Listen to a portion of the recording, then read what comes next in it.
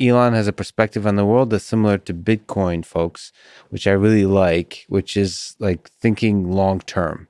It's how visionaries think. Is like, how will, if I take these ideas, what, and the ideas hold true, what will the world look like in 20, 30, 50 years? And think about everything in that way.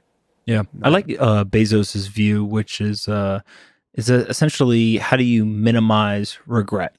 How do you accelerate your life mentally and go to 80, 90, 100, 150 years, whatever we end up being, fortunate enough to live to, and then look backwards Yes. and say, this decision that I'm going to make, I have two options.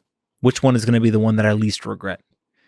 And if you continue to make decisions that way, one, you have that long-term view kind of built in because you're working backwards.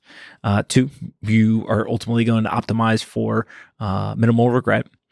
But also three is, even if you only look forward 10 years, that's much, much further than most people do. And so it gives you a significant advantage.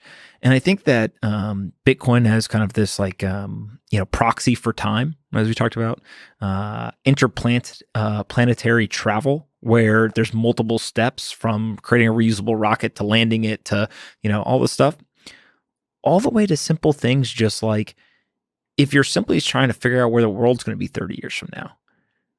Bill Gates says that we overestimate what we can do in 1 year, underestimate what we can do in 10. Well, to me, it's a kind of degree of mistake, if you will. 10 years, maybe you're off by 10%. Well, if that line of progress continues, 20 years, you may be off by 100%. And 30 years, you may be off by 1,000%, right? Yeah. Like almost the further you go out, the more inaccurate you become.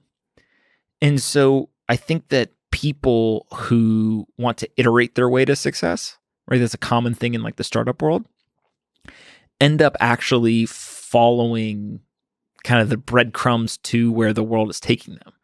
But people like an Elon Musk, a Jeff Bezos, a Jack Dorsey, all the way down the line, all these innovators, they actually say to themselves, there is a point in time in the future where there's a world I want to construct, and then they go and they construct it regardless of the short-term iterations and incentives.